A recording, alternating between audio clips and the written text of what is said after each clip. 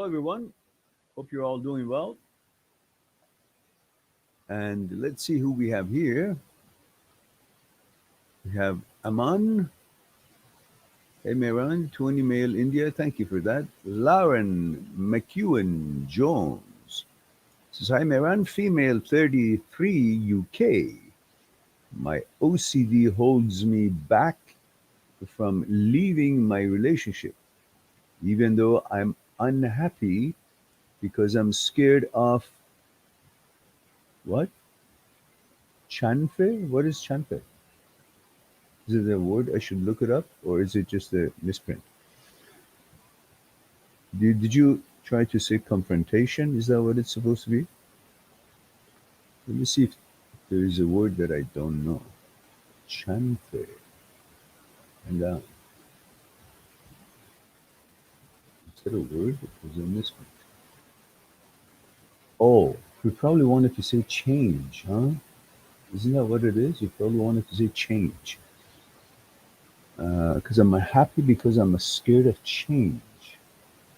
That's my best guess.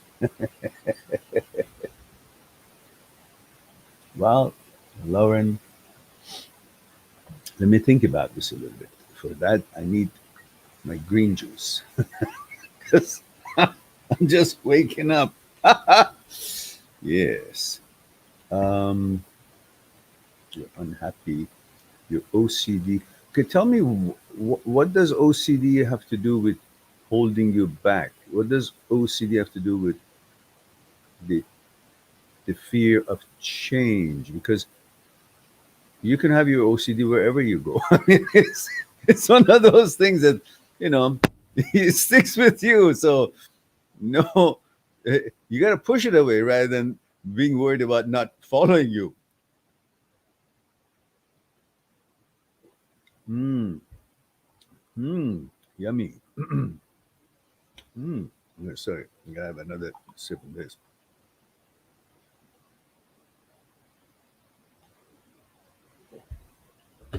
Mm,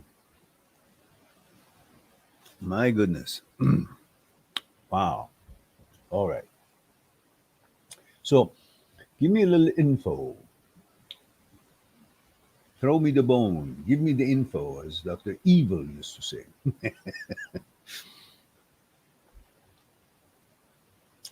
Explain to me what does that part. My OCD holds me back from leaving my relationship. What ritual have you created, including into your relationship? What does the relationship? You can still have those ritual, crazy things that we all used to do or do still do, still wherever you go. So give me a little info, Lauren. I go to Aman. Aman says, I went to a therapist who considered as best for she took my 1800 and wasted my time and money, tried to call me bisexual first. When she found I'm not, after interrogation, then she said, go to what? Psychiatrists. Psychiatrists, okay. She, like she wasted my time and didn't even try to hear my problems and just talked randomly, not even talked anything of knowledgeful. My hopes from therapists gone to too far low because she was from Good Institute of India. I feel like I should die rather than waiting for libido and HOC to get away. No, you see, that's the problem. You think you need HOCD to go away as if it's some kind of an entity that could have any power beyond your permission. In other words, it can say what it says, But your problem is that you're accepting what it says as having more credibility or any credibility over your credibility. You think that it has a higher level of consciousness or intelligent brain, which it doesn't. It doesn't have any intelligence. Brain is not intelligent. Brain is a machine. It just does certain things, and then when it malfunctions, it throws out lots of garbage. And but you, having been duped to think brain is the smart part of us human beings, think what it says, it must have some kind of a meaning, rather than focusing on the malfunction, and that you and only you are the judge of the quality and usefulness of all these utterings.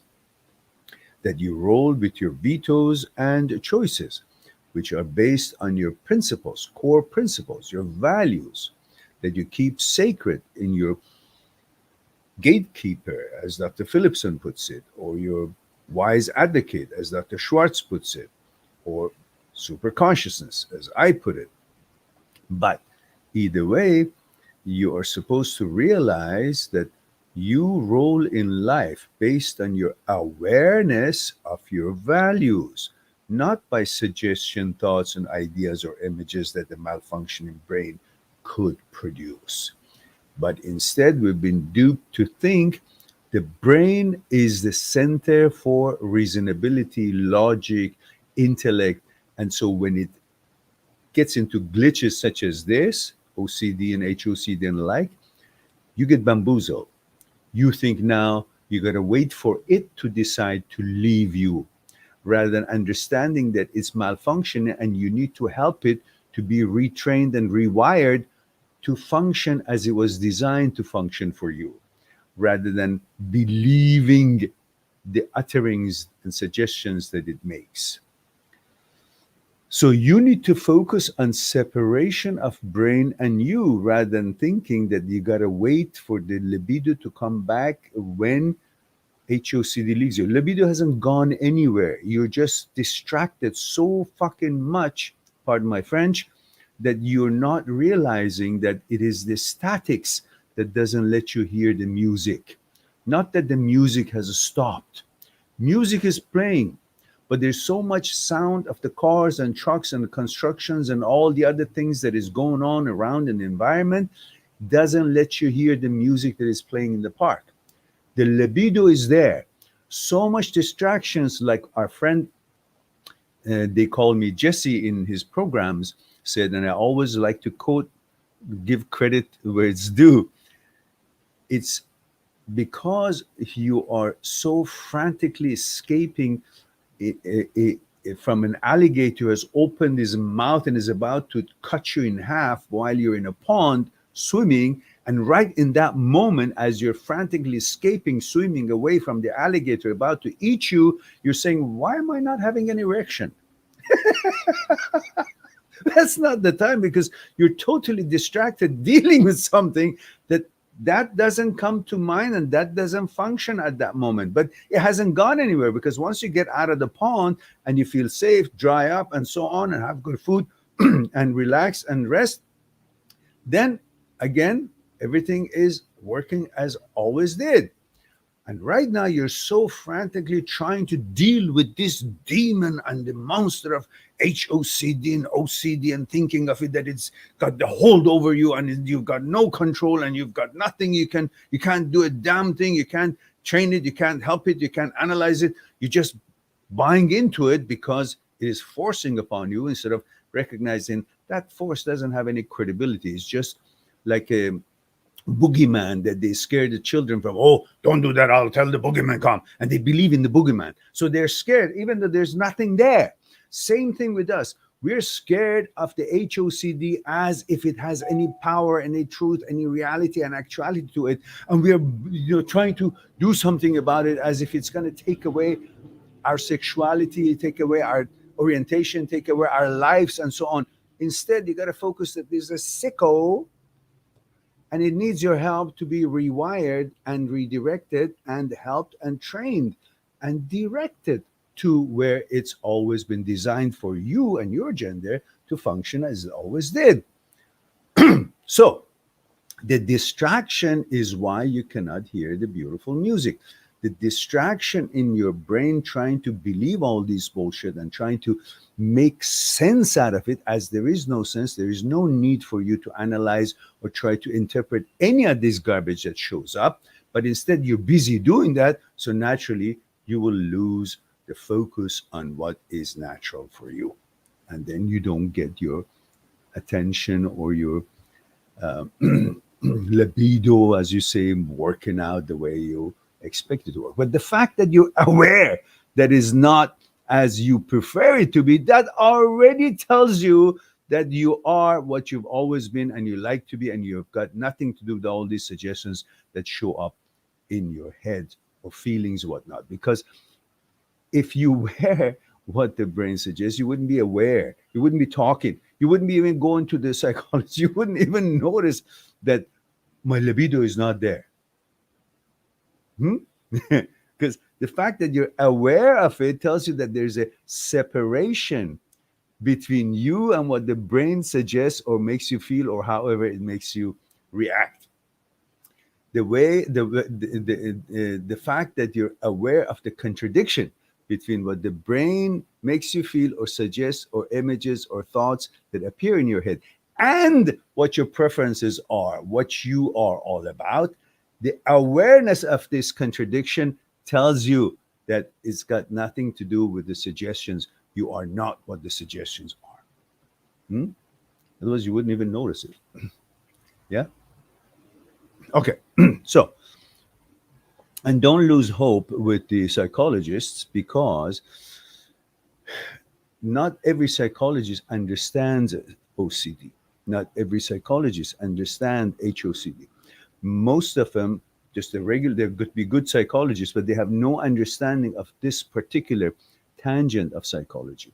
There's so much research has gone into OCD and OCD subsets and so on, but you got to be specialist in that field, such as Dr. Jan Weiner, such as Dr. Schwartz, such as Dr. Philipson. These are people who are well known in their work, focusing, specializing on OCD and OCD subsets, including harm OCD, pedophile OCD, HOCD, sexual orientation OCD, and all these other subsets. So just going to a psychologist because you come from a good institution doesn't mean shit. She knows some other things about tech psychology, about some other things about the psyche of the human being, but not necessarily an expert in OCD and OCD subsets. You got to find a specialist in that, and that is, but they're available. So,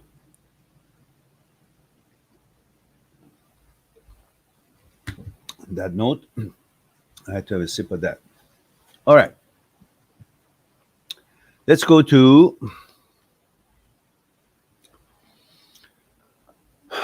Avatar. Says, hi, Meran, male 39. Does having dreams of the ex have any significance, meaning? Yeah, I enjoy it. That's all. There's no deity about it. Your ex is not part of the godhood that said, send him a message on his sleeve that I am still the queen of his life.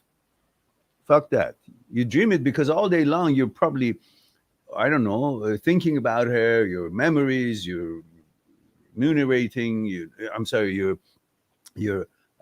constantly thinking about it, and so naturally you're going to dream about it. It's like anything else. You keep thinking about, I used to play lots of chess, and to the point that I would wake up first thing in the morning, just open my eyes. This was my computer chess right beside my bed. I would have a blitz going right then, and then the last thing I would sleep, I'd have a chess going there, and I would play that too. Not that I would play all day long, but these are the times that was available to me before I started the day and all that. And any chance I would get, I would play. And then there were nights that I would actually dream of movements of the knight and the bishop and the rook and this and that, so forth, and different openings, different ways that I played, and remember some of the things that happened in the game in my sleep. So it's because all day long I'm thinking about it, analyzing it to my own the games and so on. So naturally, it's on top of your memory stacks. So when you sleep, when the mind is very calm, all those what you thought and in the memory, they reflect very easily because the mind is very calm. There's not much ripples in there when you're sleeping. So it shows itself in the sleep. It doesn't have any meaning whatsoever. Just enjoy it. All right. Steve Matheson is here. Says male 49 Ireland. Thank you for that. Says good evening, Maren. Good evening, Steve. Says I hope you are doing well so far. Just disappointed with all the old things that are going around the world with all these restrictions of freedoms and all that, and turning our lives upside down. These bastards. Says I think I've cracked the idea that my anger towards an ex was because I thought about the pleasure only, as previously discussed. Yes, we did talk about that, didn't we? In detail. It's exactly, you know, often you will, if you analyze it, you will see that the exes that you're thinking about all day long, that, oh, I miss her and all that, all you're really missing is the sex, is her legs, how beautiful she was, what she did for you when you guys were in great, you know, the, you know, in good standing. And so all that pleasure that is you you're reminiscing, all the pleasure you're ruminating, it it replaces everything else that you might want to think or you should be thinking or bringing to your attention while you're enjoying all the pleasurable things about that experience, but you don't, because pleasure, life is about pain and pleasure.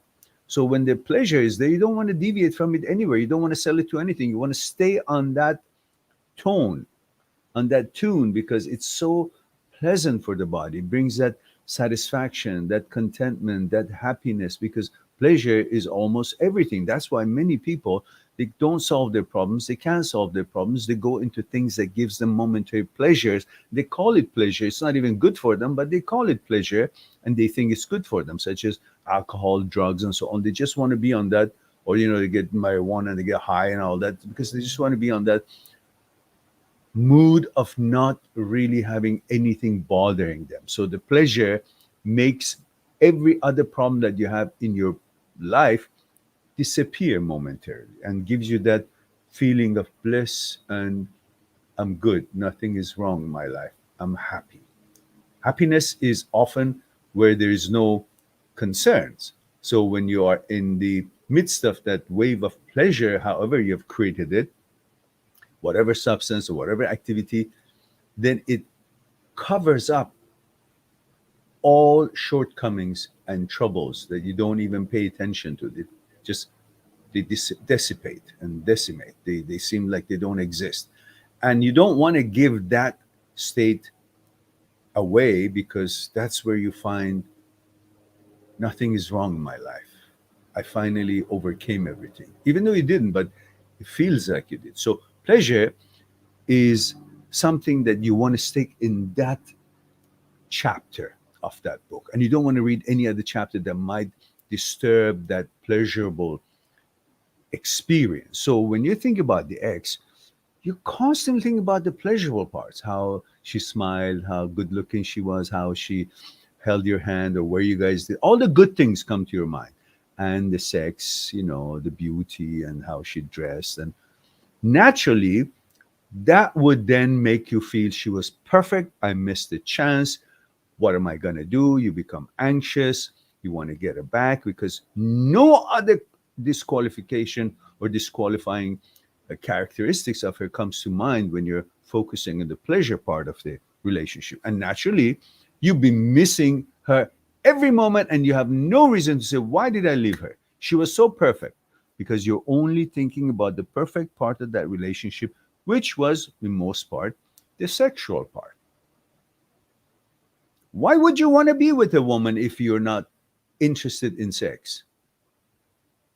A heterosexual male wants to be, pursues, loves, worships, follows, kills for, dies for a woman.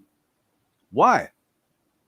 Why, other than the fact that he loves women, because he wants to have sex with them? We're programmed for procreation, and that is beyond our understanding, but that makes us to follow, want, and pursue women. But why? We don't even know anything about her mentality, her philosophy, her lifestyle, nothing. We know nothing about the way she negotiates her life, but we love her. We want her just because we saw her. What does that mean? Naturally, it's not because of her brain genius ideas about civilization. It's because of the natural attraction and the sexual bond that we want to have with her, right?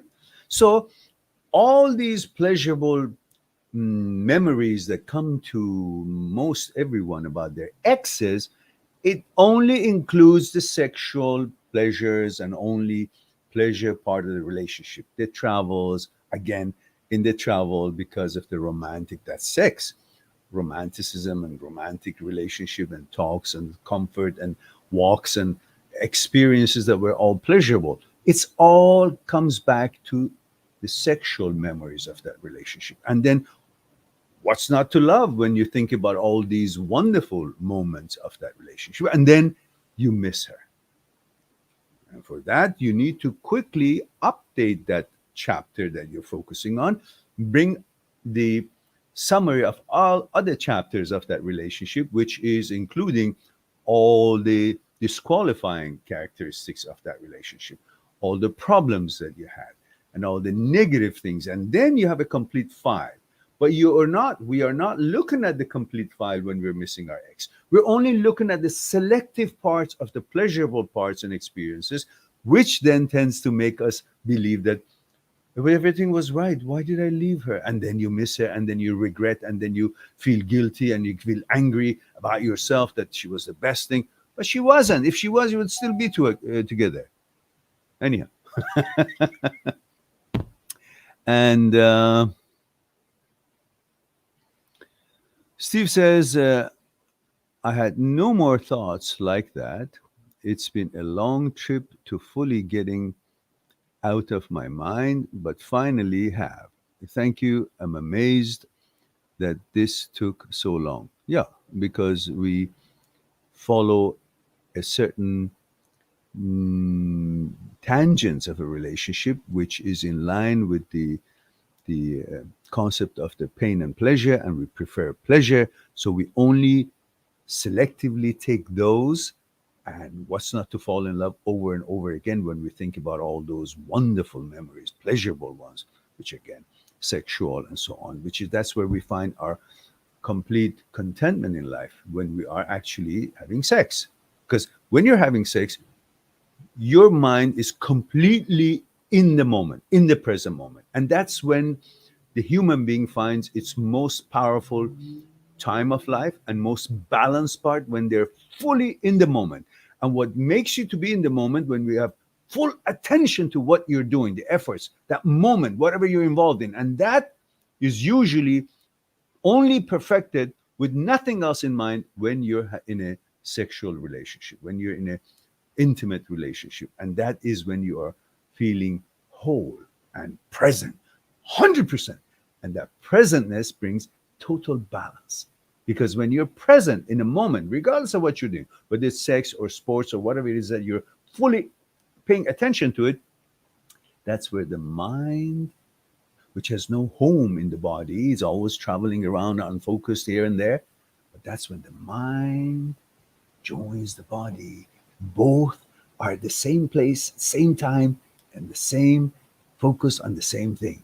Then that brings the compatibility, perfect harmony between mind and the body.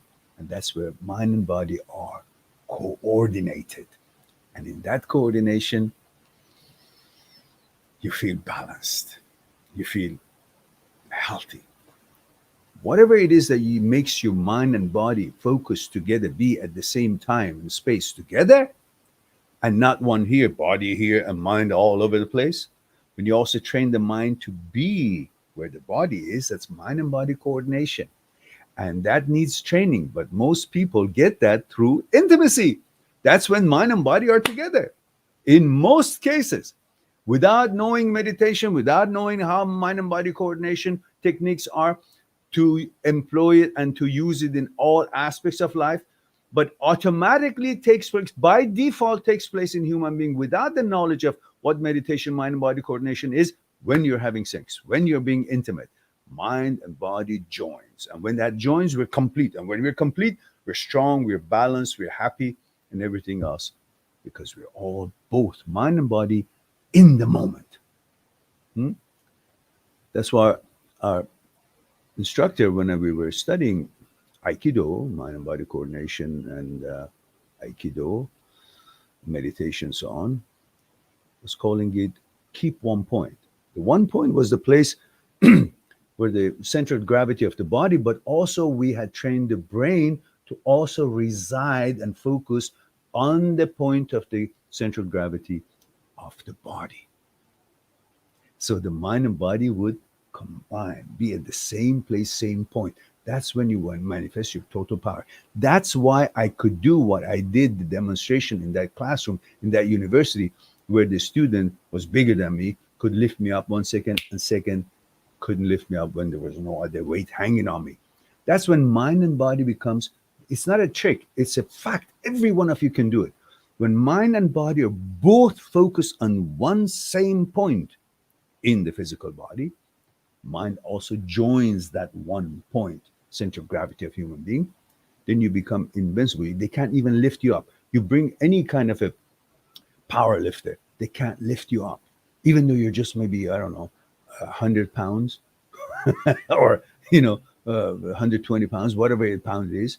Even a child, a 2-year-old, 2-year-old can't understand to follow it, but 5-year-old, 6-year-old, when you teach him, like I had, I was teaching martial arts at this club long time ago, and one of the demonstrations I had, it was a celebration of that club, and one demonstration I had, I just chose anybody. I said anybody, from a bigger man from the audience, to come in, and I had my student.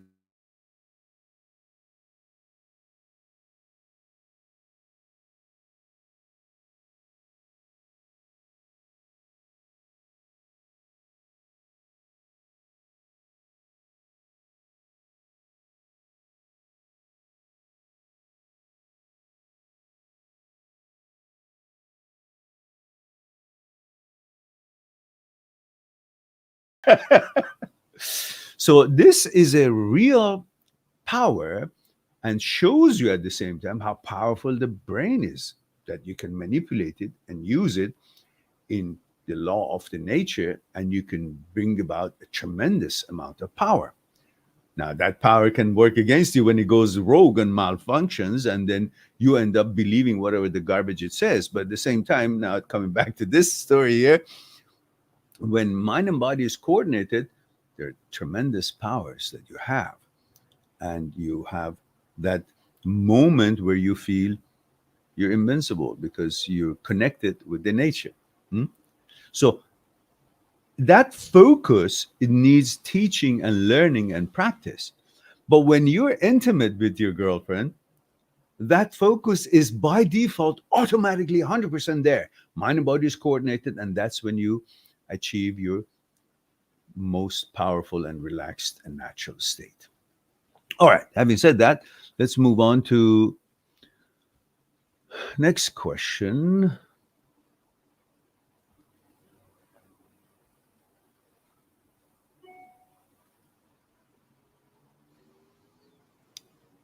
And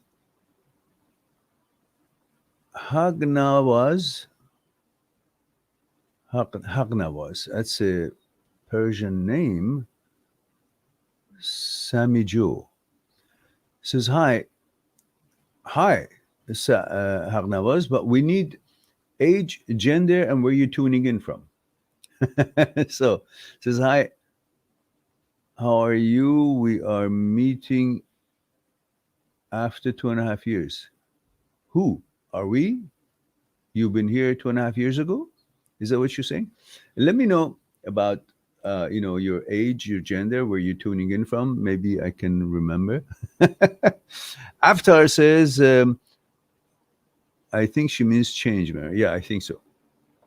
Sam says, hi, I find it hard to function. Sam, protocol, gender, age, where you tuning in from, just like the one below. In Diligani says male 25 London, M 25 London, simple, or F 25, I don't know, Japan, wherever.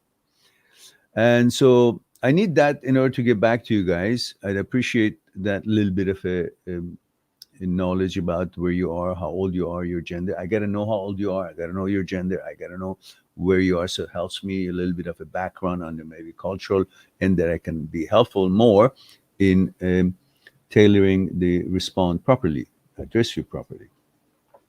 And the Lagani says, male 25 London.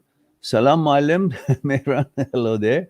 Says, how do you maintain a positive view of the future without thinking of bad things in the past? The past is dead. The past experiences will help you about some knowledge how to deal and negotiate some other things that may be similar, so you can handle it better this time based on experience you had in the past. But that's the extent of the use of it. The rest of it, why are you wasting your time? Do you drive your car while looking backward? You think it helps you? You're going to crash into something. So when you're looking at the future, you want to have a better future. So you don't want to have the model of what the hell it was going on that was not good in your past. So you don't want to remember that. You want to focus on this. How can I better deal with it than the experience that I had in the past? So that's why you simply have no choice. Logically, you don't want to use what wasn't working for what you hope to work. All right. Chuck Freeway says, male 25, Portugal. Says, hello, Mehran. 90% HOCD symptoms gone. Felt so much anxiety one day that I understood what it was doing. Any rewire advice, awareness decides everything. Yes. And I've mentioned to many of you that we have maybe, I don't know, 400, 500, 600 videos on this very topic of HOCD. And I've explained things from A to Z pretty much. And mainly, there's so many videos that I have added and I haven't included in the playlists that are specifically for HOCD. And I will mark them so it will go in there. But already there are important videos created in two playlists for you. One is intrusive thoughts, transient thoughts, OCD, HOCD, negative thoughts. That's one playlist which deals with interpretation of thoughts that appear in your head. So I've tried to explain the association that the brain makes and how these thoughts, when they pop up, that what the relevancy is, if at all, and how you interpret it is why you feel the way you do, and how you actually should interpret it. And I've explained how they're connected to the concepts that the brain splurges out and connects them with. And then there is another playlist. That one is about, I think, about 30 videos that they're numbered. Number 1, number 2, number 3, number 10. Up to 22, 23, I've numbered them, maybe up to 29, I know. Watch those for interpretation of the thoughts and ideas and suggestions that happens, bombards your brain, and your brain, tries to radiate that to you, and then you get bamboozled. Then there's another playlist, which is called Intrusive OCD, HOCD short videos. And none of them are short, pretty much, other than one or two of them. But this particular playlist is focused on not interpretation of it, any thoughts anymore. This focused on showing you, which I have proven beyond the shadow of the doubt, using neuroscience and neurosurgery experiments of the famous neurosurgeons and also philosophical point of views. I have put them together, and in many other videos separately on the research that I've done and the logics that I've shown. I've proven beyond the shadow of the doubt that there is a separation and it focuses on showing you the separation between brain and you. It's not the same thing. You're not the brain, brain is not you. It's explained in Dr. Schwartz's book of Brain Lock. It's explained by many experts and specialists, and I have also explained it in my own way, which I believe it's very convincing because it's all logical, science based, and at the same time philosophical based and practical and fact based by showing you examples how and why it is as I'm saying it is, not just words. And for that, you can find those videos in the playlist that is called Intrusive OCD, HOCD short videos. Specifically, there is one that I really think it's important for everybody to watch that. And it's called, I think it's called Observer. Let me see if I can put the link there. Just one moment, guys.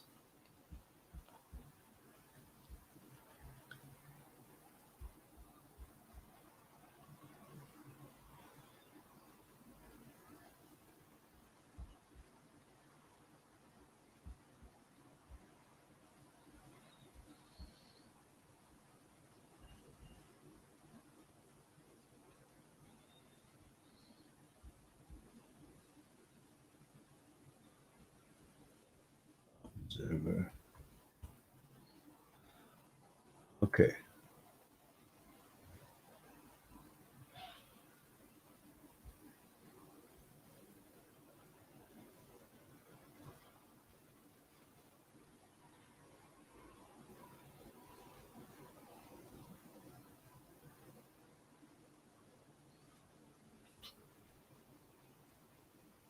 Well, there is a, I think that's the one. It's the long version. It's 4 parts. This is the whole, all 4 parts together. I hope I'm not making a mistake, but this is the one that I think is, it's long. But then if you just if you just research for the word observer in the list of the videos, you will have about 8 videos coming. One of them is 29 minutes, which has all the other 4 or 5 in it. But there are also other segments. In this particular one, it scientifically proves, I think that's the video, that you're outside of the brain. That whatever brain suggests, it's got nothing to do with you. In fact, you are the observer of the brain, not part of the brain. So brain cannot control you. It can suggest shit, but you are not what the brain says. It shows the separation between you and the brain. And I suggest you watch that. I hope that I could find the shorter one because it's among them, but I put the complete one for you. So all those advices that you're looking for, they're already, I've done it. And here it will be a one-on-one consultation for a couple of hours. And that, you guys know that you can always go on my site, mindthatseekstruth.com, mindthatseekstruth.com. Make an appointment for a Skype consultation, and I'll be with you for the duration of the appointment. If you register for 1 hour for the first time clients, I would add another hour, at least half an hour, maybe an hour, depending on what's needed, extra, so we won't rush and we'll be able to deal with your concerns one-on-one on Skype.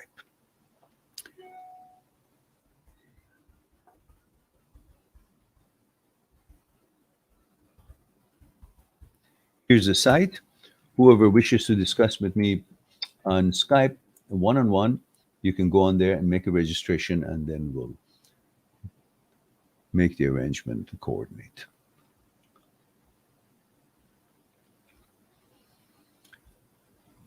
And I'm sorry, Aman, I answer everyone's one question first, and I'll get back to the ones who had the second question. So I've already discussed somewhat with yours. So I jump over you now. I go to Abdullah.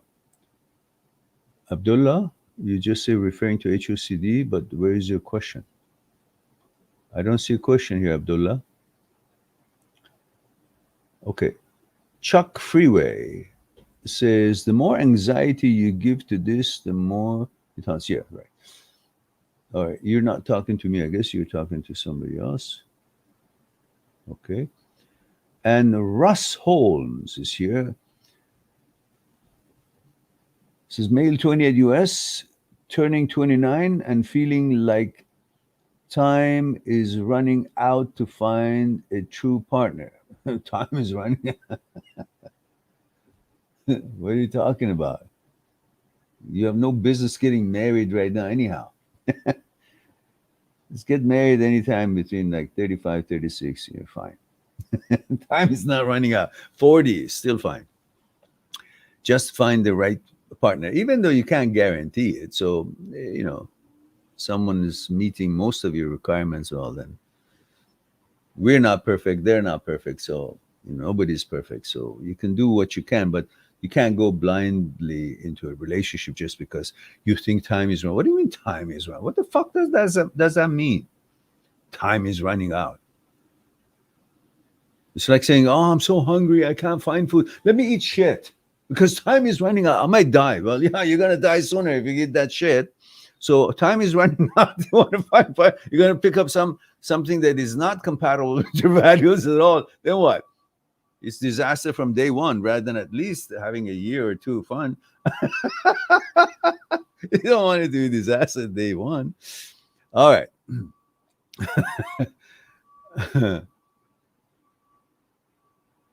And it says, time running out to find a true partner.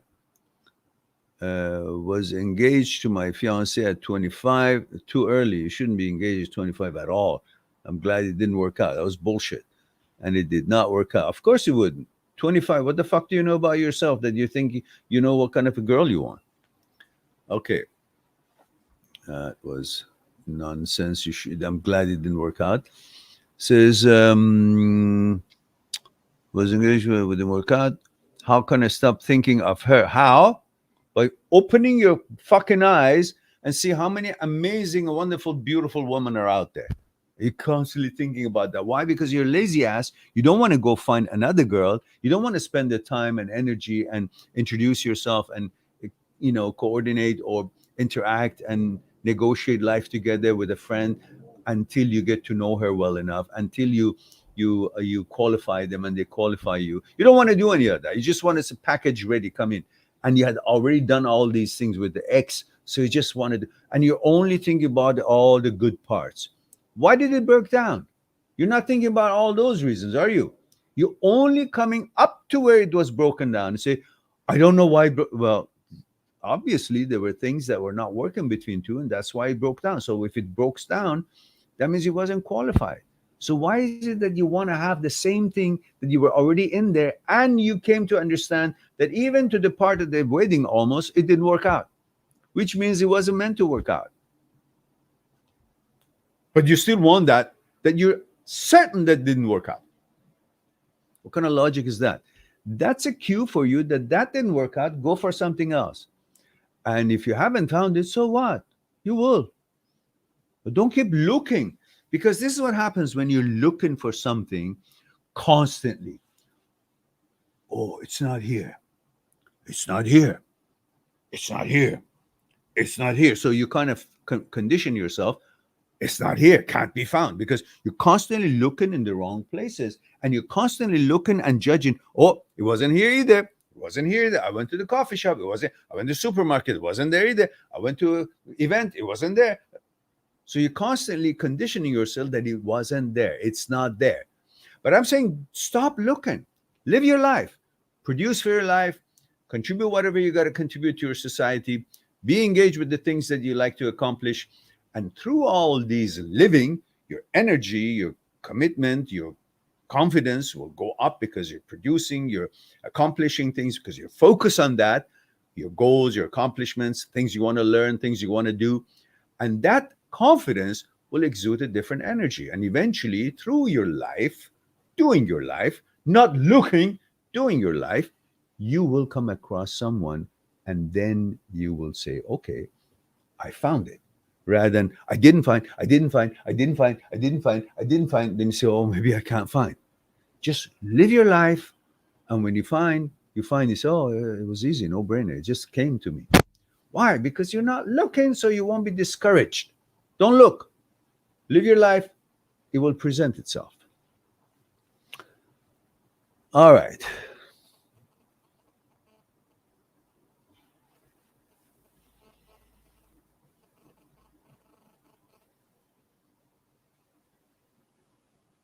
No, you don't need to forget about her. You just need to focus to find something that is more suitable because you're not 25-year-old. At this age, you should not even want what you wanted at 25-year-old. You should focus on how you were at 25-year-old, which was not even nearly as confident, as qualified as the character that you have today.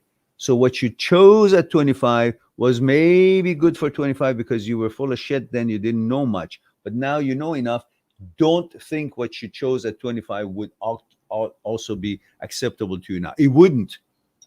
You would find much more flaws in her now than then. Hmm?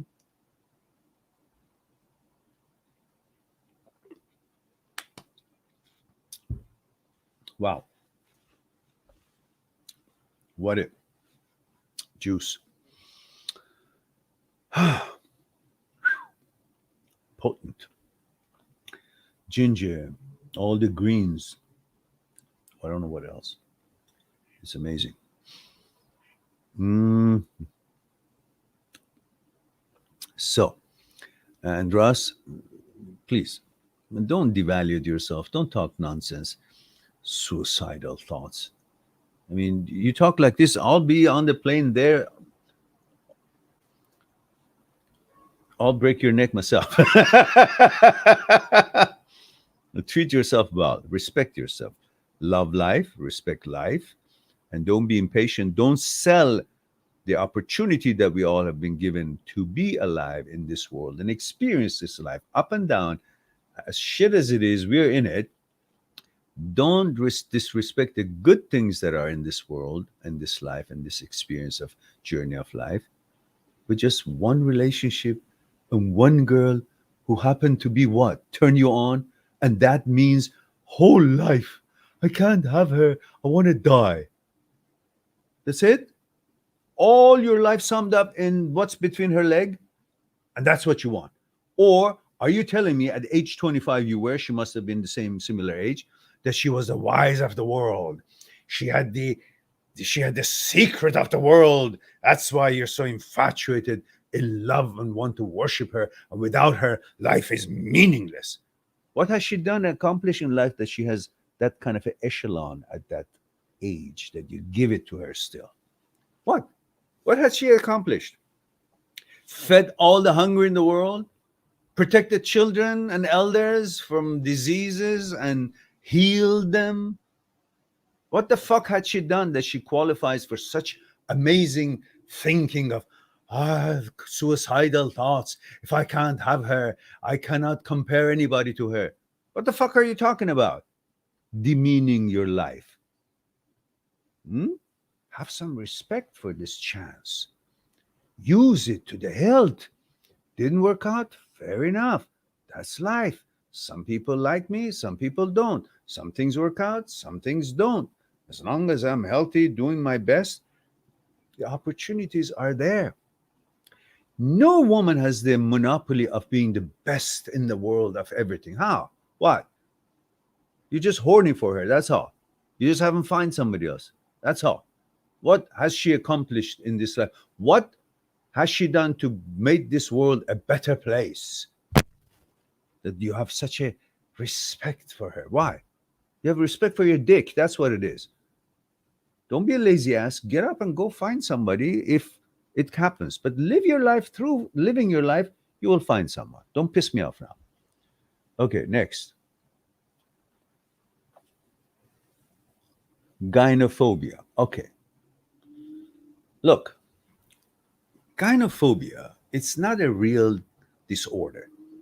It's not even listed in the OCD or phobia or researched thing, and they don't really have any reason for it specific.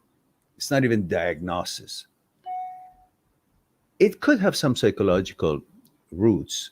And I would like to think that somehow in your childhood, there were women in your life, maybe, I don't know, your mother, your aunt, your teachers. Most teachers in our childhood are women. And if they were having somehow great expectations from you to comply with, I don't know, certain homework or certain task that you were told to do, some kind of an authority figure, that they were rather mean and sadistic in their behavior, or scary and expecting to be satisfied and pleased by your performance in that homework, in that duty, in that job, or whatever it was, depending how old you were,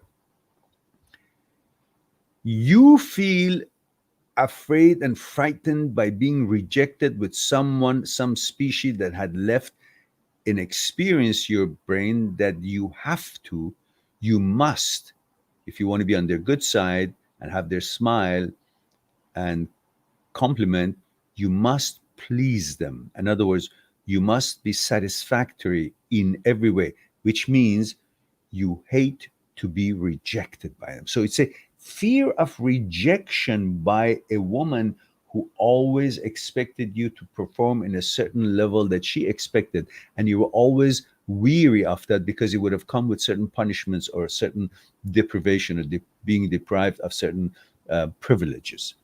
And that had left a mark on you that you're now scared to not living up to par of the expectations of that gender, woman, because your experiences as a teacher or mother or whatever it was that with them.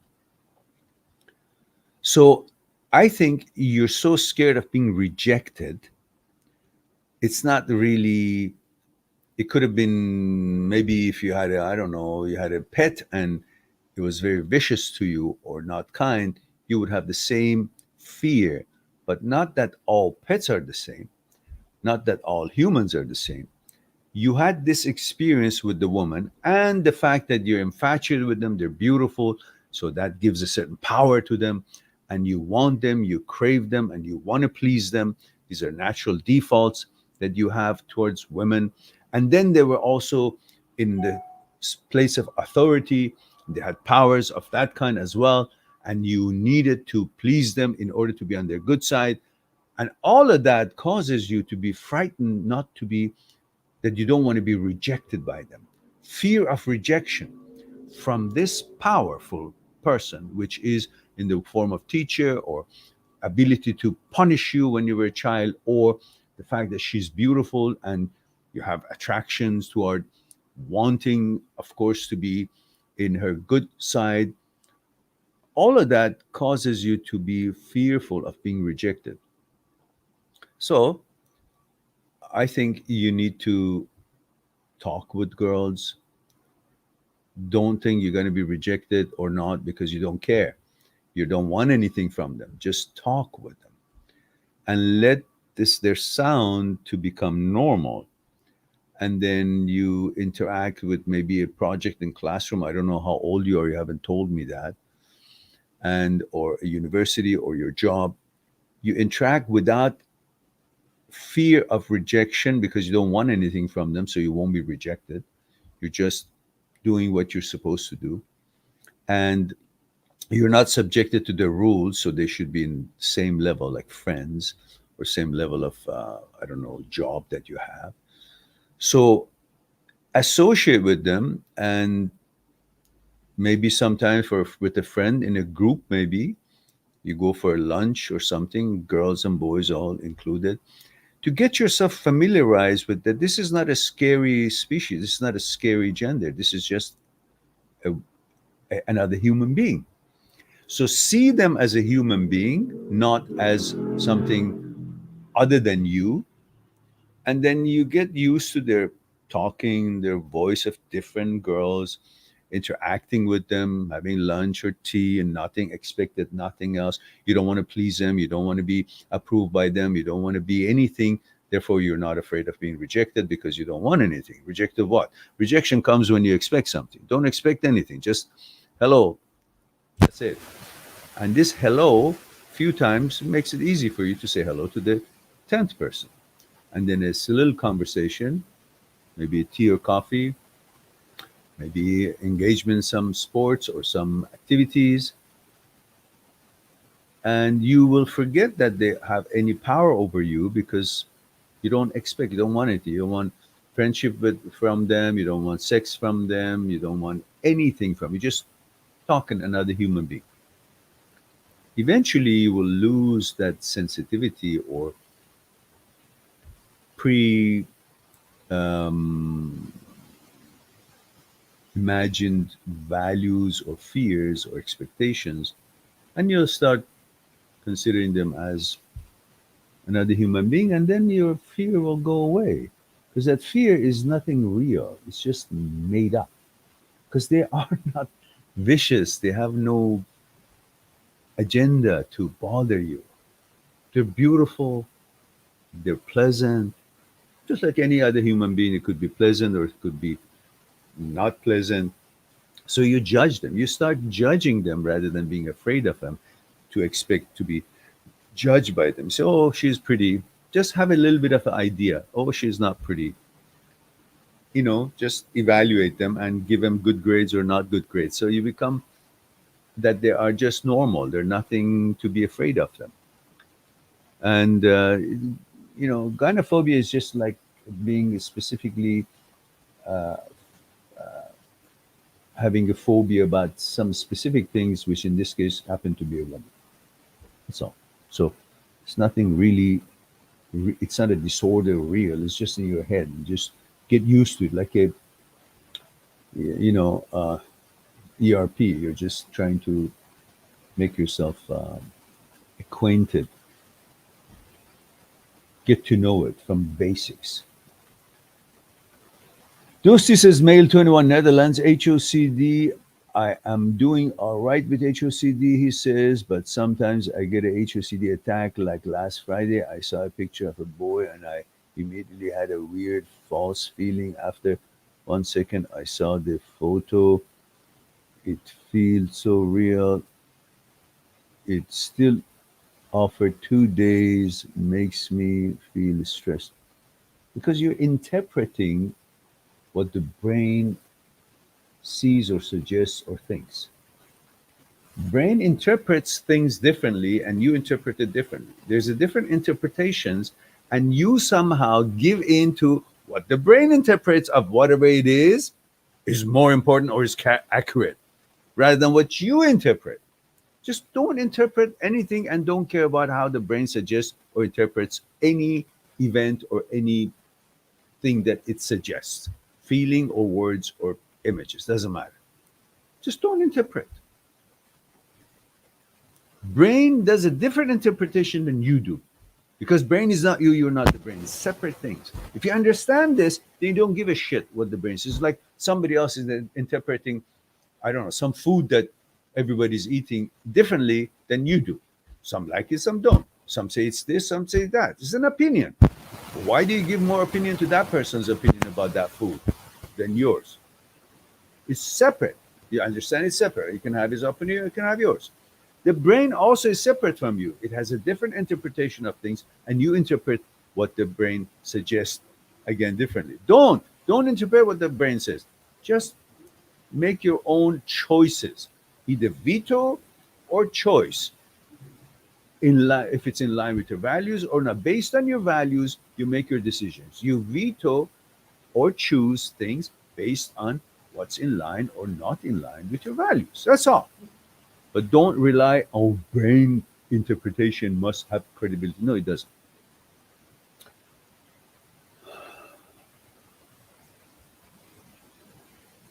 Noel's egg says, "Oh my God, I'm so thankful I found your live."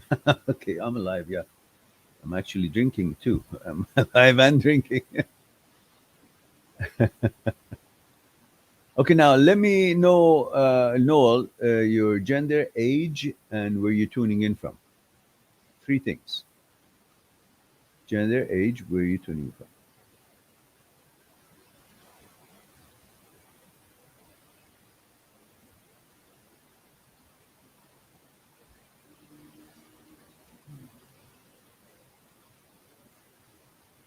Why is it that we only have 7 people here? What's going on, guys? Mayank Sinha. Mayank Singha. Come on, guys. What happened to you guys? I'm supposed to hear first thing before your questions: age, gender, where you tuning in from? So I'm not going to answer anything that doesn't have that. So Mayank, I got to have that before I come back to you. Okay? Undead Studio says, I have been suffering. Again, I need to know age, gender, where you tuning. I got to know how old you guys are. I got to know what your gender is. I got to know what your cultural background is. So tell me where you're living or where you're watching this videos from, how old you are, what your gender is, and I'll get back to your questions. Byron Raymond. By tradition, once we have a super chat, we got to go to that right away before anybody else, whether you're in line or not.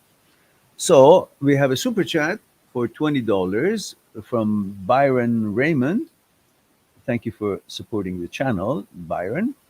Says male 28, California, broke up with girlfriend of 2 years because I felt like we weren't compatible anymore. It's been 2 weeks now. I go out with friends, have a job, and gym, but I still feel really sad and alone and scared. Yeah, naturally, because definitely there were some things about her that you liked. That's why you went with her for 2 years. In these 2 years, it couldn't have been all bad. There must have been some wonderful moments that you guys created together. And human being inclined towards pleasure more than pain at all. So we selectively want to remember only the good part of a relationship. Whatever brings us pleasure, we hold sacred and we focus on. And even if that pleasure has certain drawbacks, we kind of cover those drawbacks and excuse for it. Why? Because the pleasure is more pleasant than the pain. And we like to keep that going by justifying it why I'm still enjoying this food or this event or this activity or this relationship, even though there are things that are not right with it. So we constantly give favor to the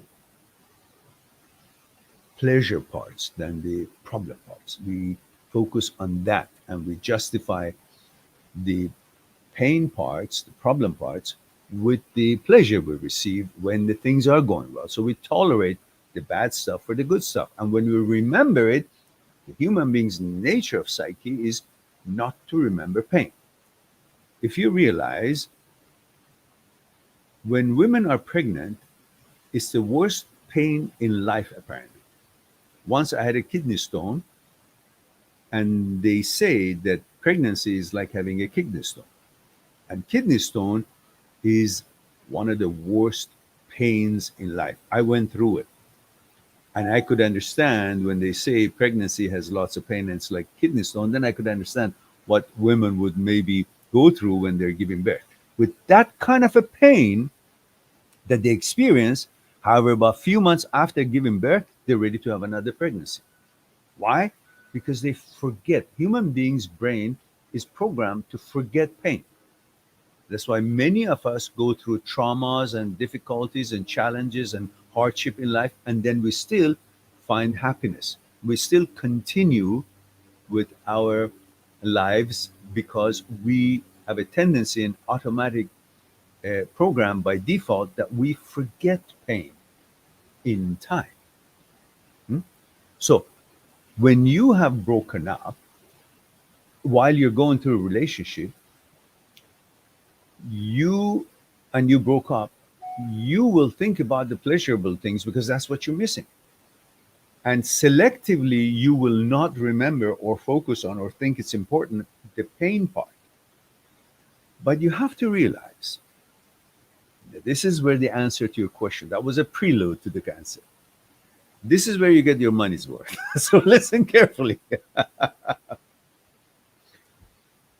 You think you miss her. Now, this is going to be a little bit of a long discussion, but you're going to enjoy it because you paid for it. So you're going to get it. You think you miss her. Let's see why. When you were single, you had a certain way of life.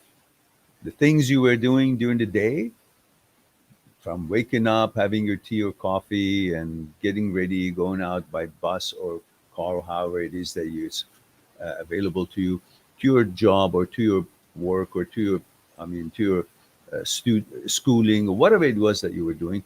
Then after that, gym or this, certain things you did when you were single to negotiate your day.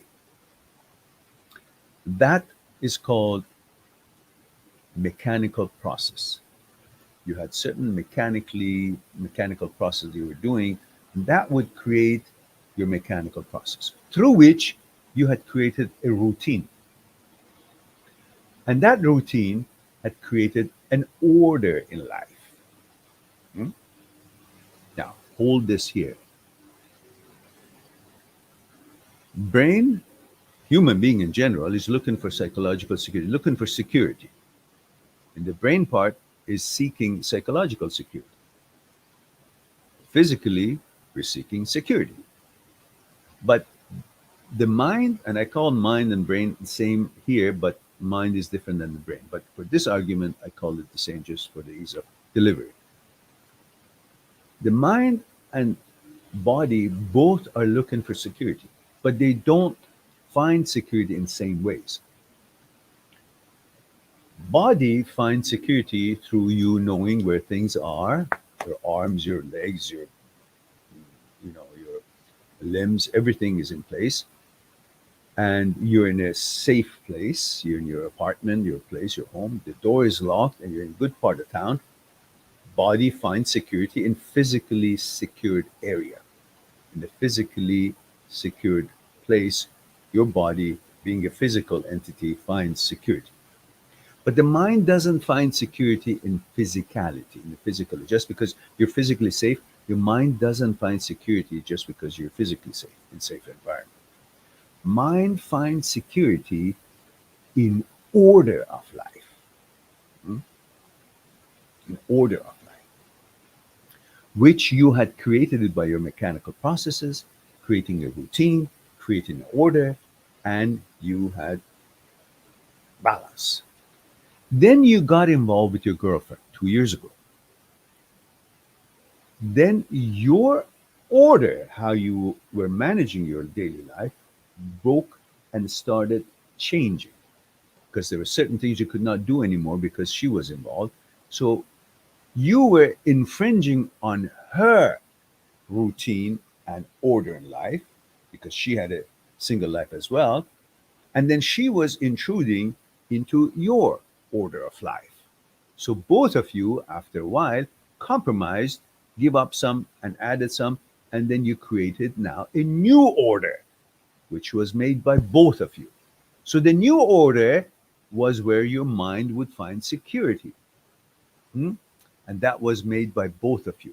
The mechanical processes changed a little bit. Some of them you kept, each one of you. Some of them are shared. And you created a new routine. You created a new order. And in this order, after a while, you both settled. So mind finds security in this order, like it did when you were not in a relationship. When the relationship broke down, what broke down? The order broke down as well, right? Because she's no longer in the routine that you both had created. Some of the routines you can still do as you did before, but some of the routines you cannot do because she was part of it. Together you were making that routine to create that order. So the order is broken, mind cannot find security in it. So where is it going to go? It's looking for security. It's going to go into the memory. Because in the memory, all the mechanical process, all the routine, all the order is still recorded and it's in place. And the brain doesn't understand the difference between virtuality and actuality. So it goes in there and everything is recorded. And in that recording, when it ruminates, it finds security because the order is still the same as it was when you were in reality, in a relationship, in actuality. So the brain finds order in the memory. That's why it keeps going in there, because it finds order there. It doesn't have the order outside in the real life, because the breakup has broken the order, and it can't find security because the order that is used to and it found security in it is no longer working in the actual world. So it goes into the memory. The order is still recorded and it's functional, and it can't tell the difference between virtuality and actuality. So it lingers there. That's why you constantly think about her. But when you're there, she's also there in the memory, in the recording. So what happens? Triggers the desire fire. For desire to be born, there are certain prerequisites necessary for desire to be born. Those prerequisites have already been met, also recorded in a file in the memory. So when you see her in the memory, when the mind seeks security, and the pre-desire file is triggered, so that file opens up, and you feel, the brain feels that all those prerequisites for desire to be born is met again, is refreshed. It doesn't know it's a recording. It thinks it's now met again. And when it meets again, you desire her, because the prerequisites is already fulfilled. So you desire her. And then you think it's her that you desire. In fact, it's the order of life that you seek, and it's not there. You go into the memory. In the memory, you find her, you find security, you find her. The prerequisite for desire file is open, and it triggers, and you desire her. So the key is for you to create new order for yourself, new friends, find new routines to create new order, and through that new order, your brain stays in the actuality, doesn't go into the memory, doesn't have the need to go into memory, because it can find security in the actual life of yours. Whatever it is that you need to add to your routine during the day, new friends, new hobbies, new things that is exciting to you, not detrimental to your health or stuff like that, positive stuff. Eventually, you will create that. And then be patient, because you are 28 years old, very young, not a real perfect time to get married anyhow. 2 years ago, you were 26 years old. At 26, you hardly know yourself still. You're still gaining experience and accomplishments and confidence and so on. So your whole outlook on what you're expecting is based and in proportion to your confidence level. And that confidence level comes from experience and the job and accomplishments. And at age 26, you're not really there yet. I don't think. Not too many people are. So when you chose her at 26, you hardly were confident enough as you are possibly today, or you will be 2, 3, 4, 5 years from now. So that selection wasn't really something to count on for a long-term marriage. Obviously, it showed itself. It actually didn't work out. Why? Because 26-year-old, what do you know? To choose a girl that you think is going to be the kind of girl you want to spend the rest of your life. Yeah, definitely there are certain things that we all, attribute to, something that we really seek for in a girl, but they're not everything. But you close your eyes on things that are not palatable to you, and you focus on the things that are really exciting about her. And that's what you did, and that's why we fall in love. But when it doesn't work, you also got to focus on why it didn't work, what the things were wrong. And it's not just because of you, it's two to tango. Both of you were not so perfectly compatible. If you consider all these as logical explanations, then you come to the logical point that I must continue and continue search. Just because I haven't found it yet doesn't mean it doesn't exist. It just means it exists, but I haven't come across it. I haven't crossed path with it. It's like you stand in front of the ocean on the shore and say, there are no ships in the ocean. But there are. It's just not in line with your field of vision. It's not in your field of vision. You can only see so far, but there are ships on the ocean on their way to your shore. You just can't see it. Just because you can't see them doesn't mean they're not on their way. Same thing here. you haven't found her, that doesn't mean there's no one. So I got to go back and say, oh, that was the only best thing to me. No, there are lots of things on their way that you will eventually be able to see. They would be close enough for you to see. Right now, they exist, but not in your vicinity, not in your field of vision, not in your time and space. They will approach as you continue. 28 is very young, no time to get married. Focus on your career and continue your creating new routine and new order. Bring security and safety to yourself, body and mind, and continue your way. Just because you continue gym, this and that, all good things, and it didn't happen, that doesn't mean it's not going to happen. It hasn't happened so far. It's like having a lovely dish in front of you and you had a couple of spoon of the food and say, why am I not full? That means this is not a good food. That means it's not the right one. I cannot find just as good a food as I had yesterday, which filled me up. Well, yesterday you had the spaghetti and you ate the whole thing. Then you were filled up. And now you're thinking about the ending result of that meal to the beginning of this meal. Continue your spoons, finish up the rice and the meat and whatever it is involved in your food. And once you're halfway over the plate, you start feeling satisfied and full. Then you cannot say, oh, this food is not going to make me full. Why? Because I tried a couple of spoons, it did make me full. But it's too early. Same thing. You're looking for it. You haven't found it. Well, I've been going to the gym. I've been doing the job, but I haven't found it. That's not the recipe. I have this, so I will have the girl too. No, you got to continue. And as you go on, opportunities start presenting itself. It's not like just because I go to the gym, just because I have a job, just because this, then everything else should also say, okay, he has done these things, send the girls for him. No, you continue and then you come across them in time. So continue. That's the key point. Continue what you're doing right. So I hope that helps you out.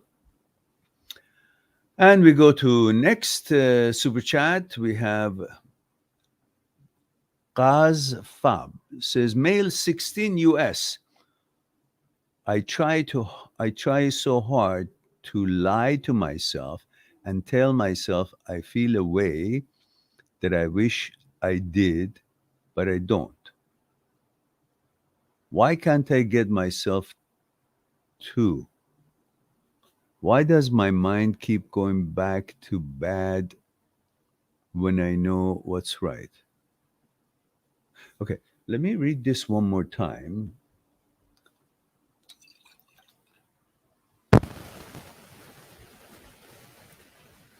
Just one moment, guys. Let me give me a second. I'll just close this.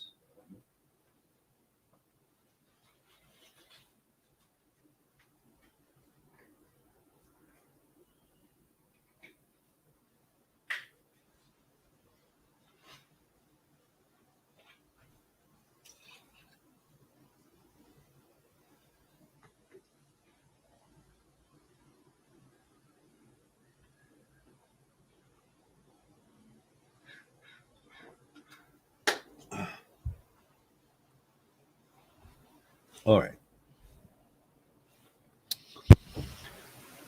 I try so hard to lie to myself and tell myself I feel a way, certain way, I guess, that I wish I did. Like what? But I don't.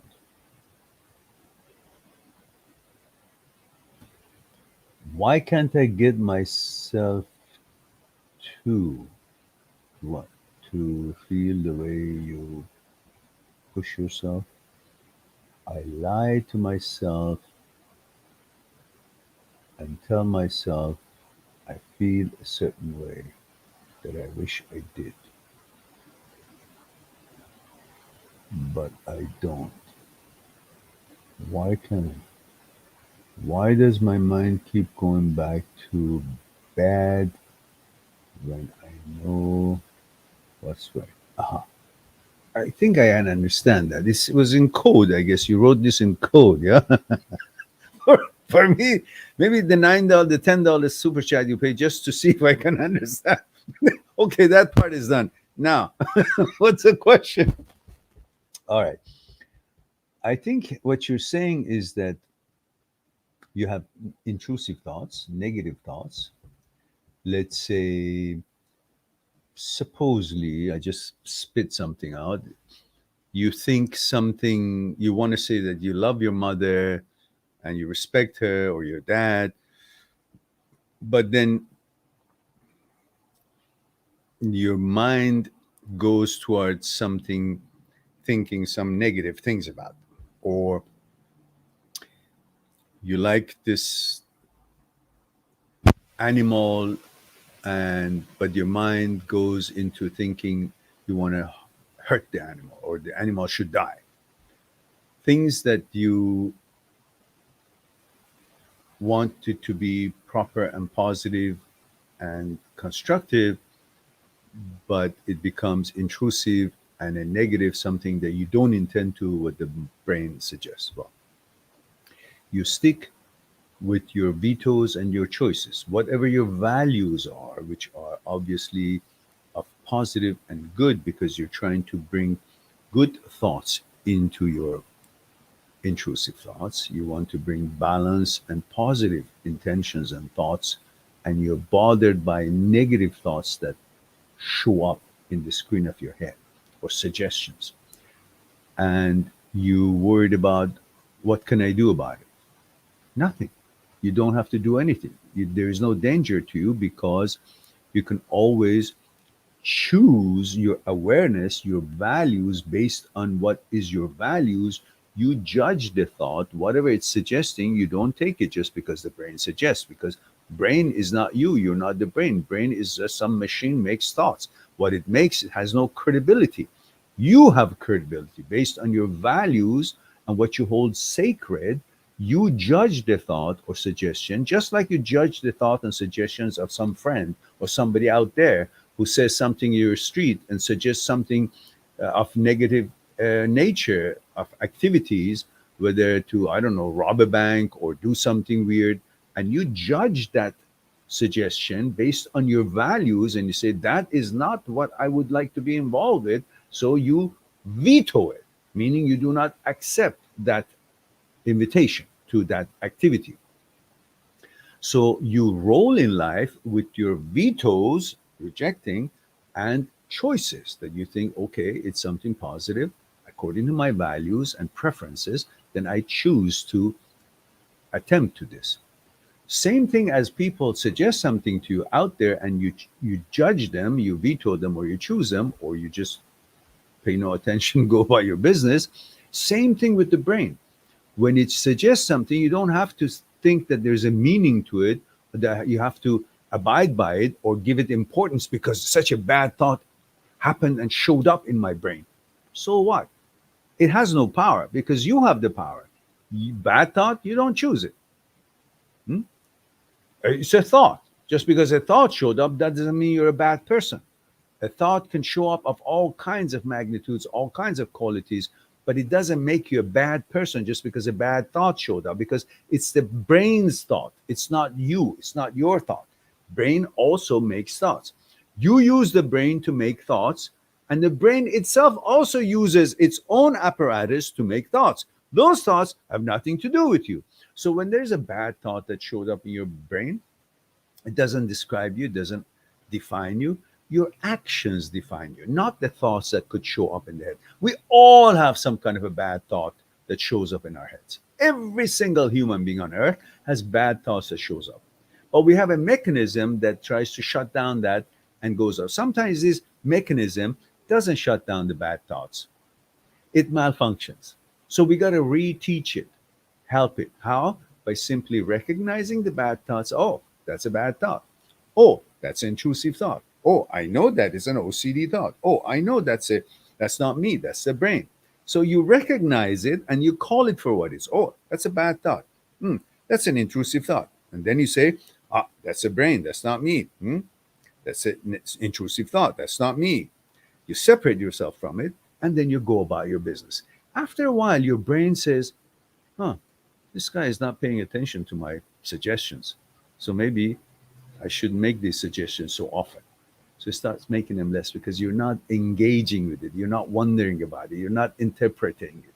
You're not giving a damn about it. You're just focusing on your own values, what you feel is right to do. to turn into action. And the thoughts that shows up do not represent you just because a bad thought showed up, intrusive thought showed up. Thought doesn't change you or doesn't make you bad or good or this and that. It's just a thought. So you simply deal with it the way I said, and you won't move on. And you don't interpret the thoughts. You're not thoughts. Thoughts are not you. You're not the brain. Brain is not you. You're above the brain. So you roll in life with your vetoes and your choices, not with the suggestion, thoughts, or images or whatever the brain conscious of. I hope that helps you out and answered your question. Alia says, hi, Miran. Alessandro, 25 male from Italy. Oh, come stai? Va bene? Says, I recently broke up with this girl because after 2 months, she was manipulative and emotionally abusive. Why do I still miss her? Just because of I said, because you had created, because they have lots of good things too, the sexuality, intimacy, beauty. You're a heterosexual male, you love women, so you like to be in touch with them. And then you forget about all the bad things that they do. Why? Because you want the good things that they bring. And so you kind of convince yourself, oh, she's great. Why? Because the pleasure part is so pleasant that you kind of put up with all kinds of things. Yeah, nobody's perfect. We're not perfect. They're not perfect. So this is why you miss her, because you're only focusing on the good things. But in order to deal with that, quickly bring about all the other things that was also about her, which was not be right for you. You did not like it. So bring those files out too while you're admiring her and the pleasurable parts that you're remembering, which makes you miss her. You also got to bring the file, the things about her that was not good and was manipulative and was bothering, and so on and so forth. So the price of intimacy and sex should not be as high as losing your own control and losing your own sovereignty and being manipulated and putting up with all kind of shit and all the negative habits and characteristics that she had just in order to have that pleasurable part. It has to be balanced. And usually good parts should be a lot more than the bad parts. And if that's the case, you would not be separated. You would not break up, which means in this case, the good parts were some, but the bad parts were more. So you severed it, which was the right thing to do. Good for you. And missing is normal, natural to miss. When you miss a girl, doesn't mean that she was a right girl. It just means you miss the pleasurable parts of that relationship, which is a normal human thing to do. You miss it. Of course you miss it. I can miss every girlfriend that I had because they each had very good things about them too. And if they had more bad things about them or things didn't work out one way or another, so we separated. You know, that doesn't mean just because that happened that you broke up, you shouldn't be missing them. You miss the good parts. Separate this idea that when you miss her, you don't miss her. You miss the good parts of her. But she still had the bad parts, which was enough for you to want to break up with her. But when you break up with her and you think of her, you don't think about the whole entirety of her. You only think about the good parts. Then you say, why did I miss her? Why did I break up with her? Well, because she had more bad stuff that was affecting your health, your life, your happiness. And stick with that. Hmm? So, right now, by just remembering the good things, that doesn't mean that she was the right girl. We always think about the good things of our past relationship. But that remembering of the good things of our past relationship does not become an evidence that she was the good girl, she was the right choice. Missing someone is not equal that she was the right choice. We miss anything that had pleasurable parts in that relationship.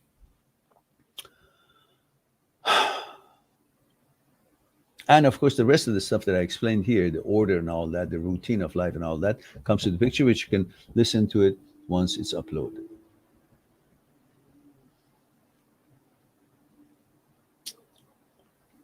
All right.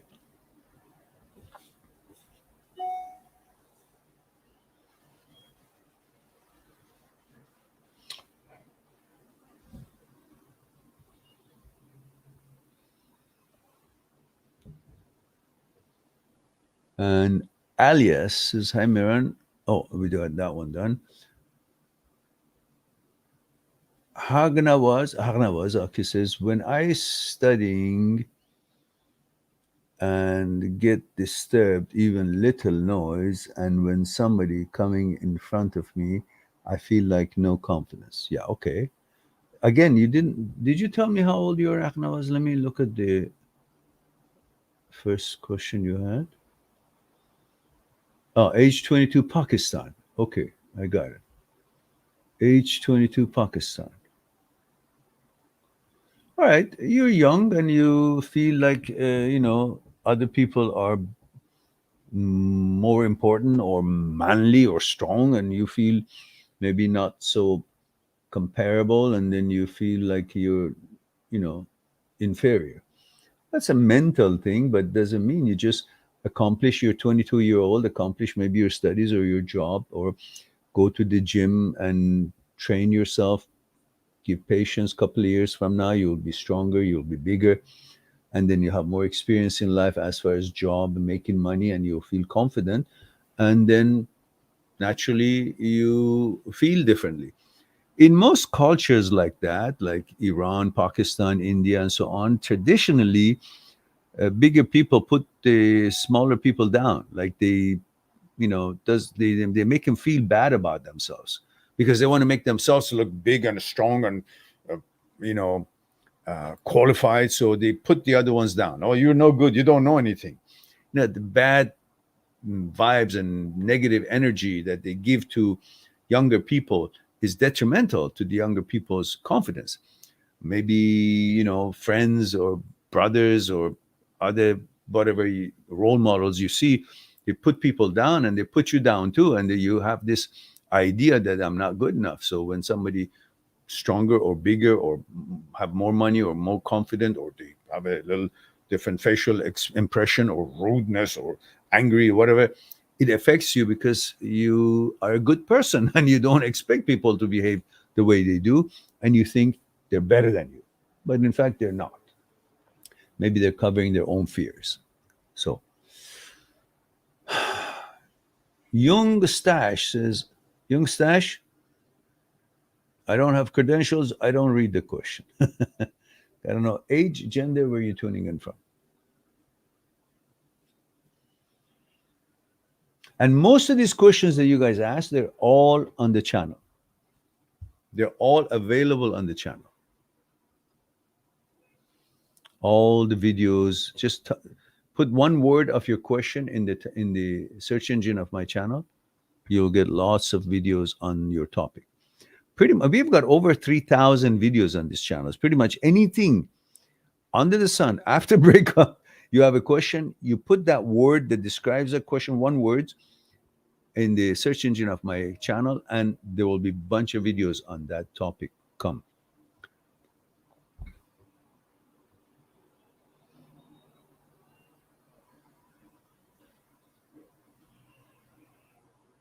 Mark says, when you catch up, can you look at my question before Byron Raymond's super chat? Oh, okay, Mark, let's go back. Yeah, you're right. Maybe I lost that. There's Mark. But Mark, the whole thing, I didn't go through it was because I don't have your credentials, like age, gender, where you're tuning in from. That's important, Mark. So maybe you can put that. It's important for me to know before I can respond. You may have been here many times, but again, I can't tell people with their um, thumbnail because it's so small. I can't see the faces. And Mark, lots of marks here. I don't know which Mark is this. At least those few information help me. Bam Bam. It says, hi Miran, 33 male Germany. Oh, wie geht's heute? Geht's gut? It says, I met a girl on a wonderful location. Ooh, okay. I appreciated her and we went out a day later for a first date. We had a good vibe and met yesterday for a second date. We had a wonderful evening and talked a lot and had a good connection. But we had a few drinks, too much, and in the end, out of the blue, she turned cold and said she doesn't into LTR for now. LTR? What is LTR? Am I missing something?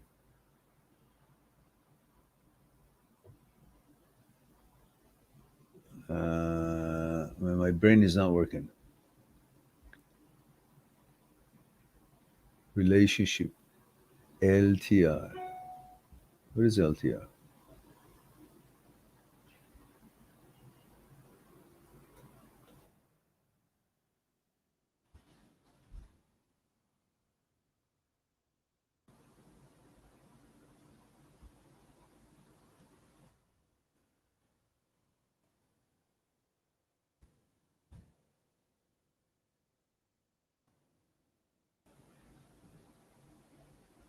Long term relationship. Oh, okay. Jesus. Just fucking say long term relationship. Send me after a goose chase. What's wrong with you? You're writing everything else and when you get LTR. What the fuck do I know what LTR is?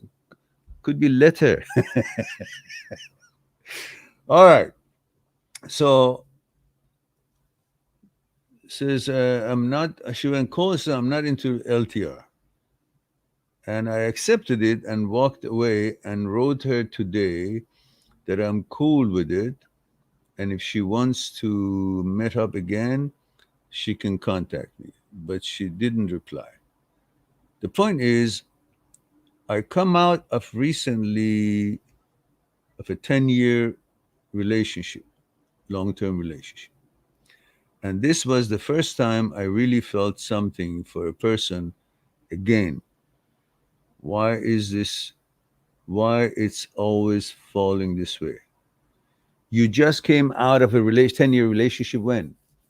Why don't you? Okay, 33 male Germany. So from 23 to 33, you were in a relationship. Wow, 10 years. That's too long for a 23-year-old boy to stay in the relationship for 10 years. Always going to break down eventually. You should have expected that. And that's fine. But now you haven't been in a relationship for a long time, maybe date here and there, but suddenly because you miss that kind of a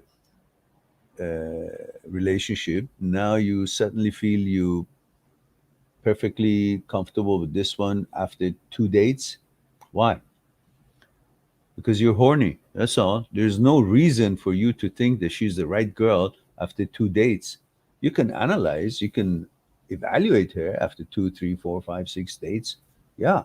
But you can't just quickly say, if you find yourself infatuated with someone, that's great. Okay, continue. But don't come to a conclusion at that moment that because two times we had a couple of things that we really were compatible. We talked about, I don't know, horses. We talked about movies. We talked about food. We all have things in common. So she's the right girl. Oh, we hit it off really good. It happens. Many of us like many things that are similar to the other, and we can identify that with each other. But that doesn't mean that in every other tangent, she's also hitting on all cylinders with you and is going to be perfect match. But you conclude that quickly because you are in need of a relationship, and therefore you're going to make things to fit in your box. Oh, she fit. She matched this and this and this box. So now she's perfect. No, why? Why so quickly? Why so hastily that you want to decide this is why? Because you're also horny. That's the consideration that most men don't make when they're really interested about this girl. They don't consider that part of their judgment is based on the fact that it's not in their control. They're turned on. They desire a woman. And that desire doesn't let them to analyze her as good as they should do in order to ask for a long-term relationship. What do you just enjoy? Why does it have to be a contract? You went out, she's nice, great. Thank you. You went out. The reason she said that because she was thinking about it. But she brought it up and you freaked. And you say, yeah, sure, who wants a long-term relationship? That's the end of it. But you walk away and you sadly, oh, you don't. As soon as a girl sees that you're vulnerable and you need something from her and that you're sad that you can't have her, she thinks you're not good enough to have her. She says, I don't want to have a long-term relationship. We say, oh, that's all right. I don't want a long-term relationship. And who wants a long-term relationship? I was already in a 10-year relationship. It didn't work out at the end. So I'm not for it. Or not saying I'm not for it. She says, I understand what you're talking about. That's it. You show sensitivity, suddenly they feel, oh, he wants me. And human being, and usually including girls, not being naturally not being of a high confidence level nature, as soon as they see you're really into them, if they're not confident enough, they think, oh, you must not be good enough because I don't think I'm that great. Why is he so hung up on me? And if he's so hung up on me, and I know that I'm not that great, then he must not be that great. And if he's not that great, I don't want him. That's how the mentality works in most people, including most women. So you should have not be sensitive. You should have not written or anything. You should have, when she said that, you say, yeah, right, sure. Who wants a long-term relationship? Or you could have said, what makes you think that we want a long-term relationship? We hardly know each other. That shut them up. Because who asked you that I want to be in a long-term relationship? We're just having a few drinks and we're laughing. And obviously, that's her hang-up. You should have treated it, meh. But you took it, oh, no, I want to sign on a dotted line contract for long-term, and she's not willing to give it to me. So therefore, I am disappointed. And you created all that emotion in yourself and showed it to her and all that, oh, please be. So, yeah, sure. When you oversell yourself or you go to a store and really, really be so enthusiastic about buying a watch, the price goes up double before you even see the price that is marked on it. Suddenly they say, oh, he's really into it. Oh, sorry, it's not available. It's sold. Oh, no, I really want it. No, I'm sorry, it's sold. Well, I'm willing to pay double. Oh, okay, then here it is. So you do the same thing when you express your undying loyalty and need for her. And suddenly they say, oh, okay, someone who wants me so bad must not be that desirable. That's the mentality. And mostly, not all. All right, so just play it cool. She doesn't write, don't write. Let her go. Next. Don't think listen, if you think that she was the right girl because you guys hit it off, then why is she behaving this way? If she behaves this way, that means you thought it was the right catch up or right connection. If she did the same, she wouldn't be feeling or behaving this way. And if she doesn't, because she behaves this way, then she's not qualified for you. Because you don't want somebody who doesn't feel the same as you do. And obviously she's playing game or she's not sure, the hell with it. Let her go. Next. Just because you came out of 10 years relationship and you haven't found anybody as good as the 10-year relationship that you had doesn't mean that this one that hit it off in a couple of dates for you must be the right one. I must grab this one. No. Let her go.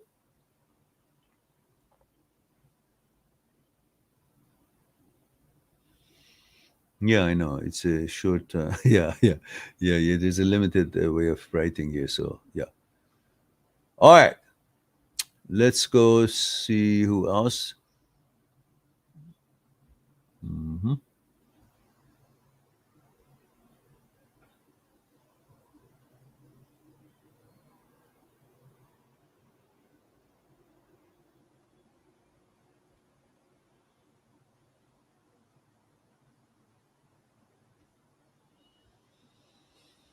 Okay. What do we have? Tall Mizuman art. Okay. Says, hi, I see a lot. Okay. I don't see credentials. I move on. Age, gender, where are you tuning in from? Mark says, I put my credentials on my second post after my main question. Male 38. Thank you, Mark. Let me go back to Mark. Uh, yeah, Mark, there is no second. There's only that one. Anyhow, thank you very much for that. 38 UK, was it? 38 UK. Okay. Mark says, I lost him again.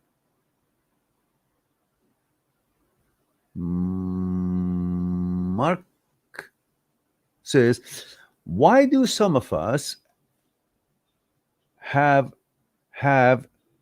you stuttering, Mark? why do some of us have why do some of us have a self-destructive personality? Okay, I need more info. I'm doing well right now, but have had issues in the past where I'll work hard at something like savings, eating right, doing right, training, doing weight training. Then I ruin it for myself for no real reason. Ah, I don't want this to happen again. Mark 30. Oh, okay. I see it now, Mark. I see your second one as well. Thank you for that. Well, I think without knowing much more information, much detail, and being in a forum that we just try to answer on the fly without much information, I think you you did good things like saving, eating right, doing weight training. Then you ruined yourself. You ruined it all for yourself. I ruined it for myself for no real reason. I think the reason for that was you didn't get the results you were expecting fast enough. I think you were impatient. You thought, because I'm doing this, this, and this, why the result is not here? It's like saying, I bought the right ingredients, the grain, the vegetables, the meat, and whatever else I'm supposed to put in this recipe. And I put them all, I washed them and put them all in the pot. Why is the food not ready? Jesus. There's supposed to be an element of fire and time to infuse all these and create that what they're supposed to be creating after being infused, cooked, needs heat and time. So you have the right recipe, but you don't want to wash them, you don't want to put them together, you don't want to mix them together, you don't want to put the spices, you don't want to put them on in the pot, you don't want to put them on the fire and whatever else it takes in time, but you expect because you have the ingredients right, it should have the result right away. Okay, you got the ingredients, you wash them, you put them in the pot. Okay, you did the saving, you did have the job, you went to the gym, you ate right. These are all ingredients. But what about continuing it for long enough for it to fuse and start shaping to something new because of the ingredients? Once you put it on the pot and the fire is up and the time goes, no longer those ingredients are it. They fuse, they become something new. But that takes time and effort and continuation, meaning time, letting it be on the stove, not just put the fire on. Okay, I put the fire on too, but why is it not? Time. So continuation, repetition, saving, gym, eating right, exercising, focusing on your job, great. But continuation. How long have you been doing that? A year? Maybe not enough. 2 years? Maybe not enough. You continue, if the recipe is right, which is right, it will eventually come to be that what you expected in day one. But you can't expect it to give you the fruits of it just because you put the ingredients together. So patience and not continuing it, I think, is why you ruin it. You say, I'll have it, fuck it, it's not working. So maybe you like to have a little bit of a foresight on that, okay, these are the ingredients, and I'm going to give it 5 years. Long term. I'm going to give it 3 years. I'm going to give it 2 years. I'm going to give it a year. has to be some kind of a reasonable effort, continuation of an effort in order to bring you the results that you're looking for. With the little information I have, that's what I can think. Otherwise, we can go into it deeper. All right. Luke Cases says, guys, I'll be here for another 5 minutes. I'm sorry, that's the end of his 2 hours. And I still want to get my exercise and everything. And I'm hungry. I haven't eaten. So let's be honest. Luke says, 24 male UK, HOCD. Hey, Meron. I recently came across a TikTok of a feminine looking man with his rear out, and I felt an arousal feeling at first, but when I analyzed it, felt nothing. I just can I just can't stop thinking about the initial reaction. How could I react that way? It's very natural because human being reacts to anything that has sexual relevancy sexually. It doesn't have anything to do with you being interested in the same sex or same gender. Because even if you look at the hindquarter of a horse, shiny, nice sunny day, very nice and shiny, round bum of an ass, it has a sexual connotation, has a sexual relevance. And you could react sexually, but that doesn't mean you're homosexual. You could react to you could react emotionally or sexually in a romantic setting, such as a table for two with all the settings and nobody sitting at the table, just a table to ready for a date-looking dinner, intimate dinner. That could give you an arousal, even. It can give, because it suggests the brain in a nanosecond associates what has sexual relevance to sexual, and what is sex for you. You react to it. It has nothing to do with the content of it. It has to do with the concept of it.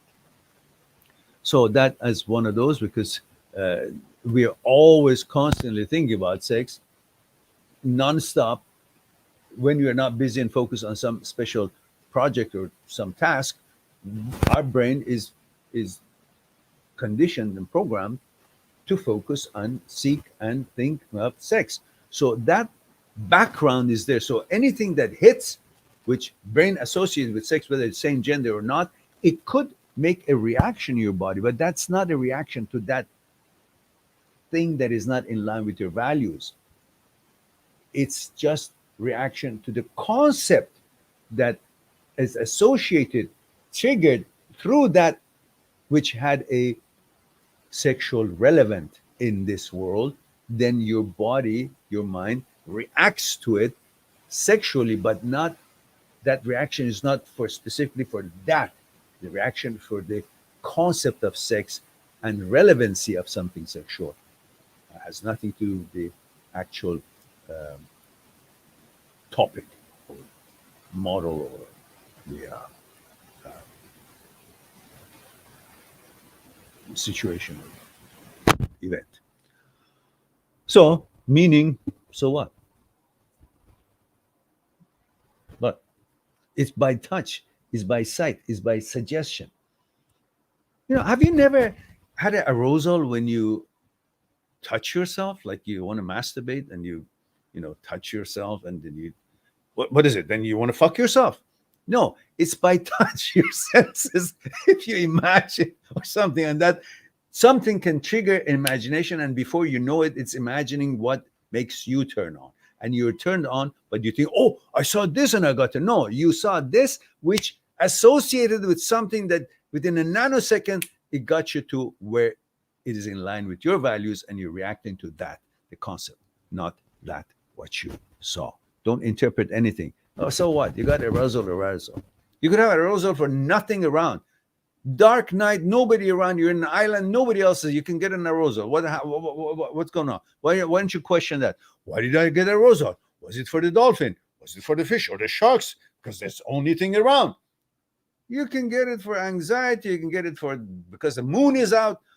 You can get it for any reason, and all it needs is just the sexual relevance or association to the concept of sex, and the rest is just done. You don't question it. Fuck, the whole problem with its HOC is that you question every fucking thing that happens in your body. So what? You roll with your vetoes and your choices based on your values, your principal core values that you have chosen to be your identity, what you identify with, your values. It's not about what reaction your body makes. It's about what your vetoes and choices based on your values and preferences are. That's it. The rest of it, don't give a shit, don't interpret. All right. Okay, guys. It's time for me to mosey on out. I hope you guys enjoyed our session, and promote the channel. If you think this live streams are helpful to you guys, promote it. God damn it, promote it. Look, after as important as these topics are, and as much as you guys praise the channel and the videos and send me all kinds of thank yous and all that, there's only 9 people here. What does that mean? That means we need promotion. Promote the goddamn channel. Otherwise, it will wither and die before you know it. I'm 90 years old and I can't do it anymore. So, in the meantime, I love you all. Thank you very much for being here, giving the opportunity to share a thing or two with you. I look forward to our next live stream, provided you bloody hell promote this channel. And in the meantime, be good to yourself and to the others. I'll talk to you soon. Bye for now.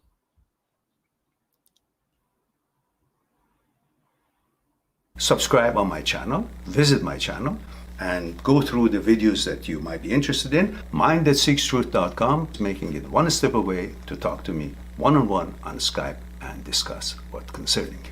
I'll talk to you soon. But we too, like the iceberg, have 1,000 times bigger powers that is not visible, and we must. Why? Is it something we're rambling on and I expect you to accept it? Or is there actually another power within us? Would you come and help me out? Okay. What I want you to do is put your hands underneath my arms and just lift me up.